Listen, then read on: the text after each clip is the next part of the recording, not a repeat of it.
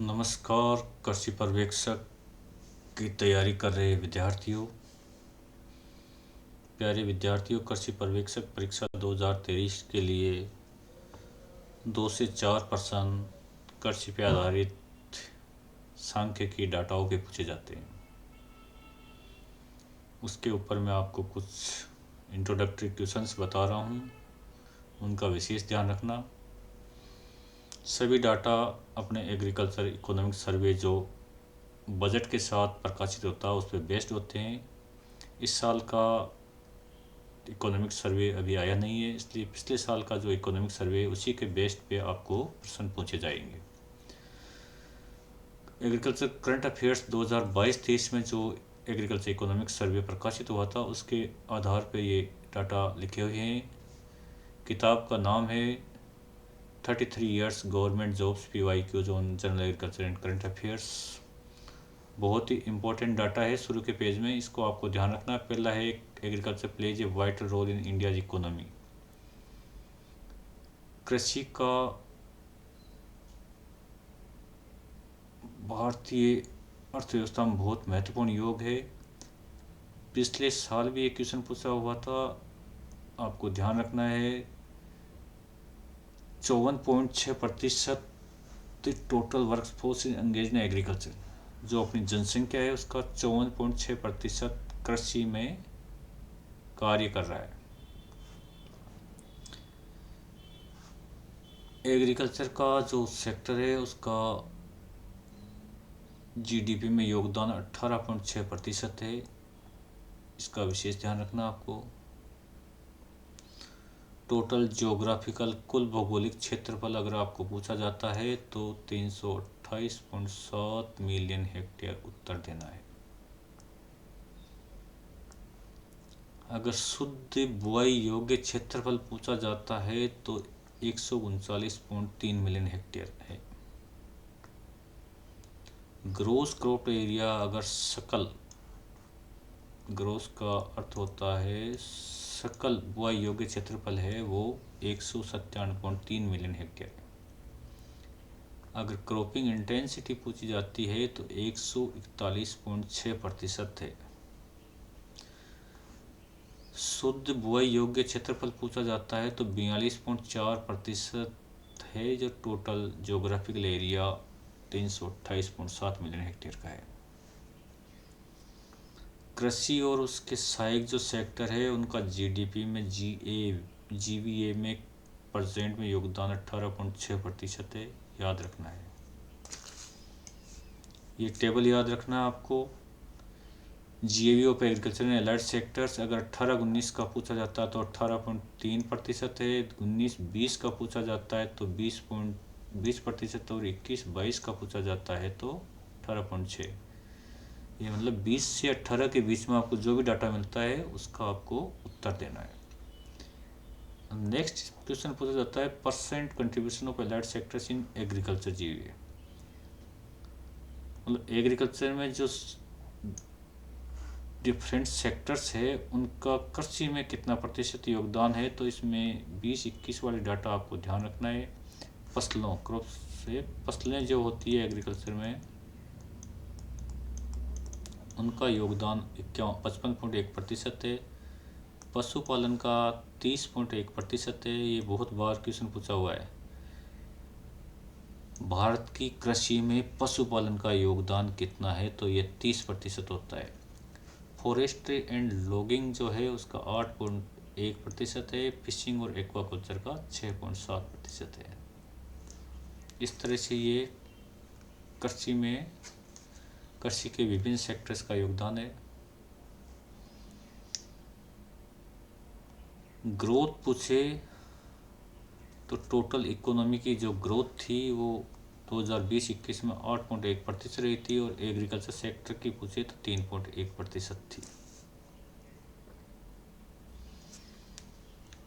Next question पूछा जाता है area production and yield of major crops. तो ये आपको विशेष ध्यान रखना है, धान और गेहूं का, इन्हीं का पूछा जाता है।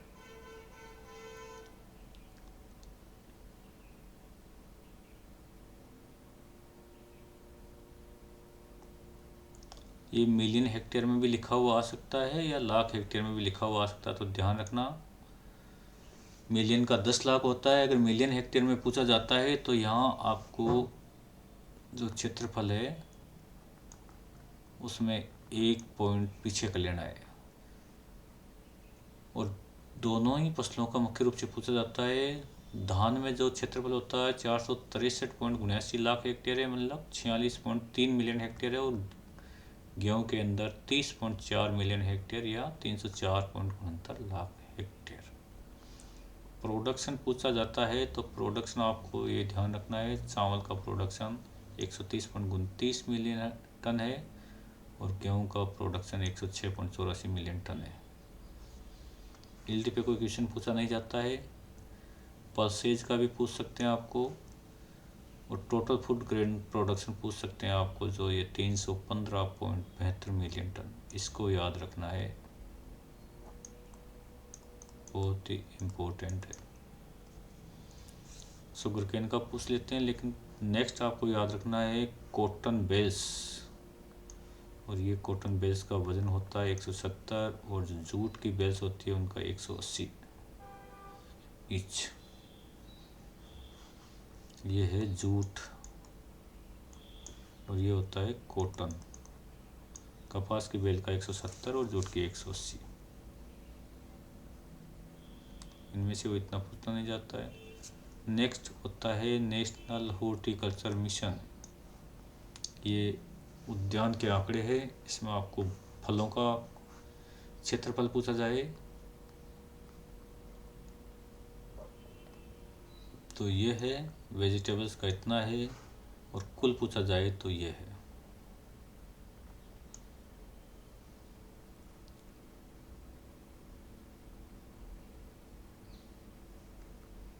प्रोडक्शन पूछा जाए तो टोटल प्रोडक्शन आपको ध्यान रखना है।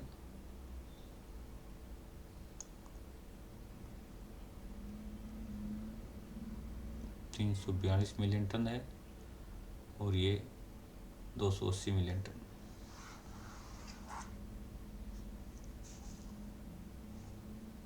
हनी प्रोडक्शन पूछे तो ये किस वाइज का इतना है, शहद production. Per capita availability of consumption of articles, ये टेबल आपको दी हुई है, विशेष ध्यान रखना है। राइस का है, गेहूं का है, अदर सीरियल्स का है, पल्सेज का है, फूड ग्रेन्स का है, एडिबल ऑयल्स का है, वनस्पति का और शुगर का है। Milk production and per capita availability of milk.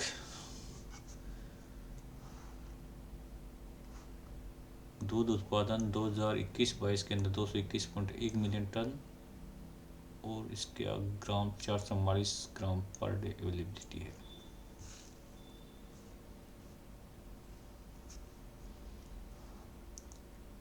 ये आपको बहुत ही इम्पोर्टेंट है। Live stock sector contribute 4.11 GDP and 25.26 total agriculture GDP. इस लाइन को भी आपको याद रखना है। World highest owner live stock owner at about, ये भारत में सबसे ज़्यादा पशुधन पाया जाता है 535.18 million. First in total buffalo population, Bharat का प्रथम स्थान है भैंस पॉपुलेशन में 109.86 million buffalo. Second in the population of goats, बकरी की संख्या के मामले में दूसरा स्थान है। सेकंड लार्जेस्ट पोल्ट्री, मुर्गी पालन में दूसरा स्थान है। Second largest producer of fish, मछली उत्पादन में सेकंड है। थर्ड पॉपुलेशन ऑफ शिप, भेड़ की संख्या के मामले में तीसरा स्थान है। डक और चिकन में फिफ्थ स्थान और 10th पॉपुलेशन इन कैमल, ऊँट की संख्या के मामले में 10वां स्थान है। 2.5 लाख ऊँट भारत में अभी पाए जाते हैं। नेक्स्ट है doctor Vijay Kurien is the father of White Revolution India. सफ़ेद क्रांति के जनक वी कुरियन है। भारत में 500 की जनगणना प्रथम सेंसस 1919 में हुआ था और प्रत्येक 5 साल पे ये किया जाता है। प्रति 5 वर्ष पे पशुओं की संख्या गिनी जाती है। नेक्स्ट है NDDB, national dairy development board. 1965 में इसकी स्थापना हुई थी। आनंद, गुजरात में इसका मुख्यालय है और वी कुरियन का प्रोजेक्ट था। Operation flood was introduced by NDDB 1970। Operation flood पे क्वेश्चन पूछे जाते हैं, ये ध्यान रख लेना। ऑपरेशन फ्लड पे बहुत ही इंपॉर्टेंट है। कौन कौन सी फेज थी? फर्स्ट फेज 1970 से 80 थी, सेकंड 81 से 85, थर्ड 86 से 96 और फोर्थ 97 से 2000। ये भी इम्पोर्टेंट है। Per capita requirement of animal products as per ICMR, आवश्यकता, प्रतिदिन आवश्यकता, प्रतिदिन आवश्यकता। दूध की आवश्यकता 300 ग्राम है, अंडों की 160 एग्स पर कैपिटा पर एनम, ये वार्षिक है, ये प्रतिदिन है, ये भी वार्षिक है। Meat 10.9 kg per capita per annum. अब है लाइव स्टॉक पॉपुलेशन, पशु धन संख्या। 90 सेंसस हुआ था और 2012 में हुआ था और 20 सेक्शन 2019 में हुआ था।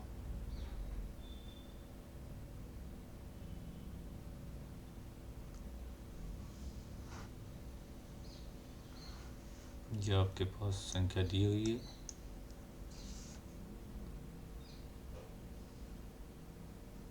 Major states in the livestock population, प्रमुख राज्य। टोटल लाइव स्टॉक में उत्तर प्रदेश का प्रथम स्थान है, सेकंड राजस्थान है। 2012 सेंसस के अनुसार आपको 2020 सेंसस याद रखना है। उत्तर प्रदेश प्रथम, राजस्थान सेकंड। पोल्ट्री के मामले में तमिलनाडु का प्रथम स्थान है, उसके बाद आंध्र प्रदेश आता है। केटल पॉपुलेशन में गाय संख्या में सबसे ज़्यादा वेस्ट बंगाल है, दूसरा उत्तर प्रदेश का आता है। बफेलो पॉपुलेशन में उत्तर प्रदेश प्रथम, राजस्थान द्वितीय। ये ध्यान रखना है, राजस्थान दोनों में द्वितीय आया है।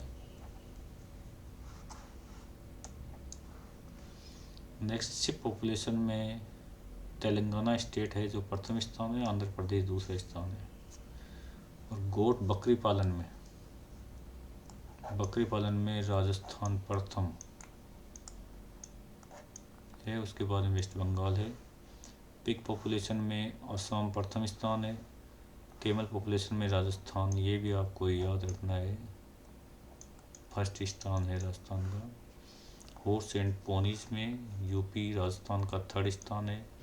म्यूल्स के अंदर उत्तराखंड प्रथम है, डंकीज में राजस्थान प्रथम है, ये भी आपको ध्यान रखना है। मिथुन में, याक में, ये आपको डेटा दिया हुआ है। इस लाइन को आपको याद रखना है। Agriculture census conducted in country every 5 yearly intervals. It aims to collecting information related to structural characters of the operational holdings in the country. Periodic census is main source of information on the number of area, other basic characteristics, operational holdings and land use, cropping pattern, irrigation, etc. 11th agriculture census was launched by Honorable Union Minister Farmers Welfare 28 जुलाई 2022।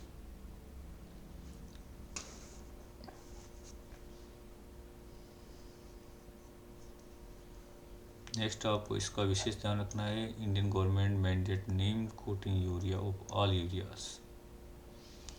Government का introduce 45 kg urea bags in place of 50 kg।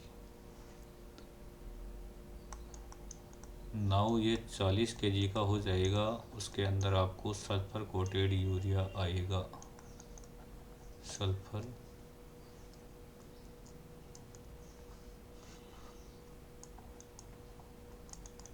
Coated urea. Indian farmers fertiliser cooperative launch nano urea in 2021। इसके ऊपर question भी पूछा हुआ है। बहुत ही इम्पोर्टेंट है, नैनो यूरिया को डिटेल से पढ़ लेना। गवर्नमेंट का विशेष अभियान चल रहा है इसके ऊपर, इसलिए नैनो यूरिया का कितनी मात्रा लेते हैं, 2 से 4 ml प्रति लीटर पानी में इसका पत्तियों पे छिड़काव किया जाता है। प्रथम लिक्विड नैनो यूरिया प्लांट कहाँ हुआ था? कलोल, गुजरात में लगाया गया था।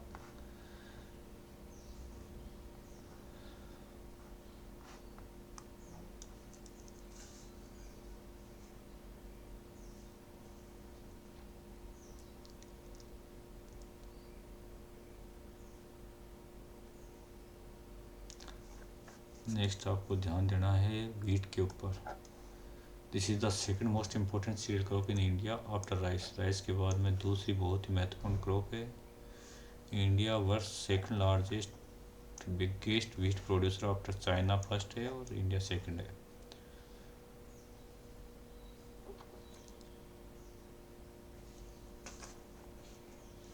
नेक्स्ट आपको ध्यान देना है किसान क्रेडिट कार्ड पे। 1998 में ये स्कीम लॉन्च की गई थी और 2000 तक वापस एक्सटेंड की गई थी।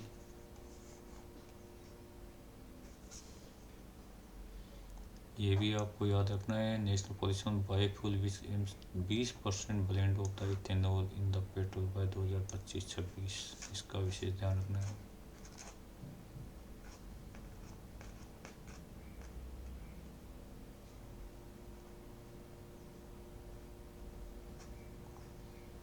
देखिए एक क्वेश्चन पूछा हुआ है, agriculture sector works contribute 52.4% of the total registered followed by domestic house hold worker 9.8%। ये क्वेश्चन परसेंट में बहुत ही इम्पोर्टेंट है। प्रधानमंत्री फसल बीमा योजना,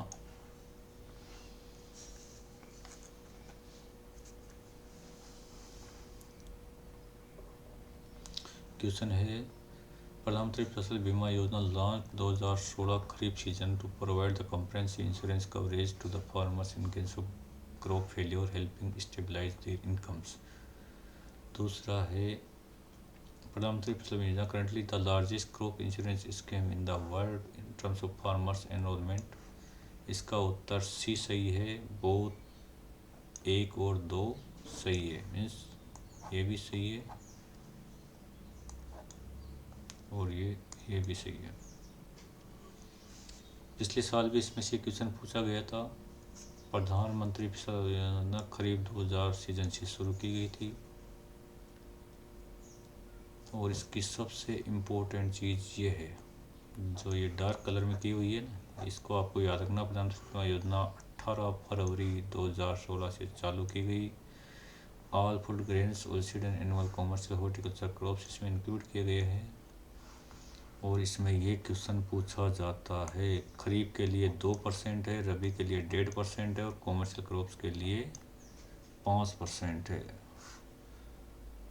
बहुत ही इम्पोर्टेंट क्वेश्चन है ये, सभी याद रखना। खरीफ के लिए, खरीफ फसलों के लिए 2% प्रीमियम कटता है, रबी के लिए 1.5% और कॉमर्शियल जो वाणिज्यिक फसलें होती हैं उनके लिए 5%। और पिछले साल ये एएस के पेपर में पूछा हुआ क्वेश्चन है।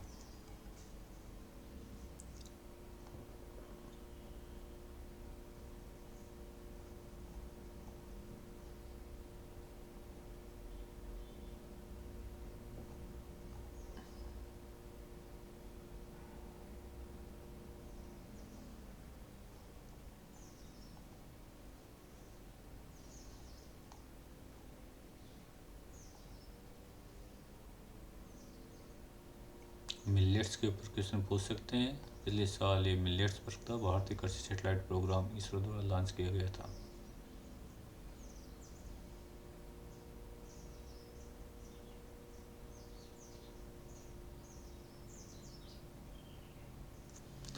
नैनो यूरिया का जो सेकंड प्लांट लगाया जा रहा है, nano urea plant raising Prayagraj Allahabad के अंदर लगाया गया है। ये बहुत ही इंपॉर्टेंट क्वेश्चन है, इसका ध्यान रखना। Department animal husbandry celebrating national milk day on 26 November 2022 to 101 birthday of the anniversary of the father of white revolution doctor Verghese Kurien.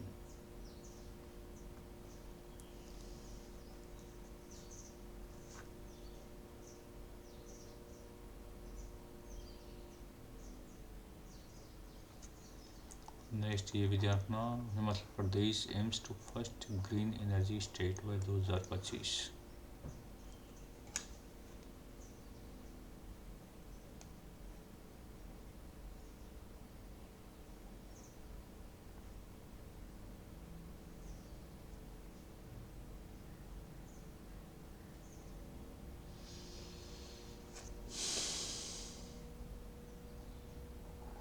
Millet day.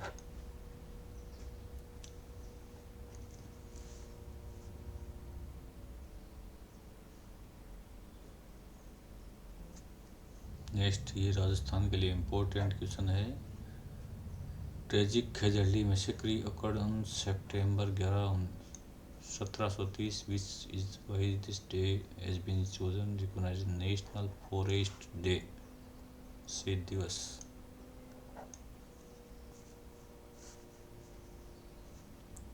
आपको स्कीम्स का विशेष ध्यान रखना है। वर्ल्ड पल्सेस डे 2022 10 फरवरी को और वर्ल्ड सोल डे 5 दिसंबर को। ये बहुत ही इम्पोर्टेंट है। मर्दा दिवस कब मनाया जाता है? 5 दिसंबर को। ये सभी मिशंस दिए हुए हैं, इनको सभी को पढ़ना है आपको।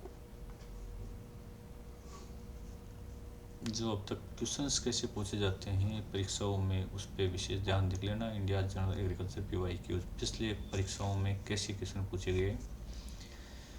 पहला क्वेश्चन पूछा गया, भारत में कुल जियोग्राफिकल क्षेत्रफल 328.74 मिलियन हेक्टेयर, 2.44% वर्ल्ड में इसका हिस्सा है और 7वीं रैंक है।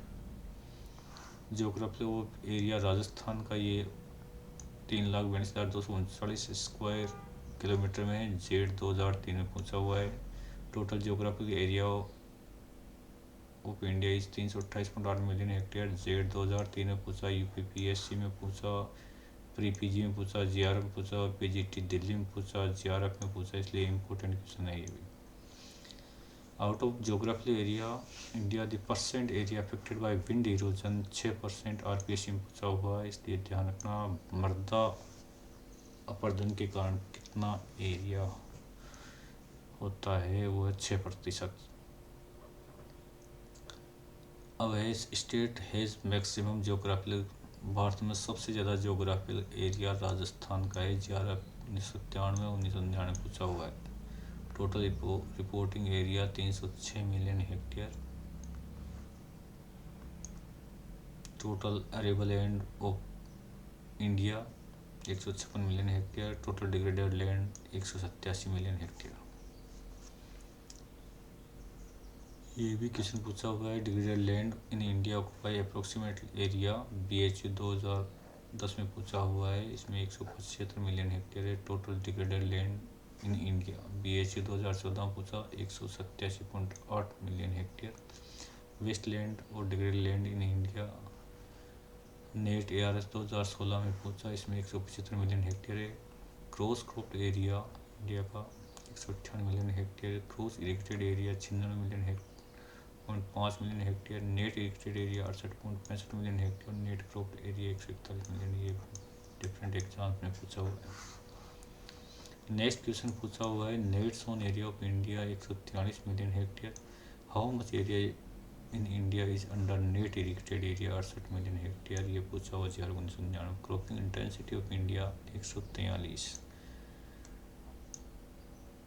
प्री PG 2008 और RPSC 2008, प्री PG 1998। अभी 2020-21 में ये 152 पॉइंट के आसपास है। If a farmer practices sugarcane, cotton, wheat cropping intensity at the farm will be, ये 300% होगी।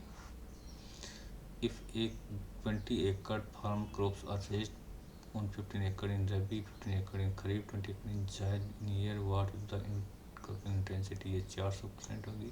IAS 2003 में पूछा हुआ है। और monocropping is always 100%। Next, forest area of India. ये क्वेश्चन बहुत ही इम्पोर्टेंट है। वन क्षेत्र का 21.67% होता है।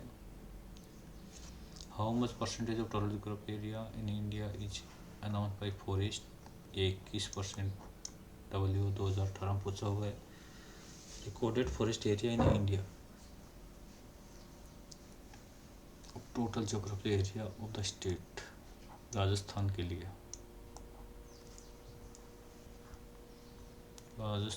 लिए, फॉरेस्ट एरिया राजस्थान में 9.57% है।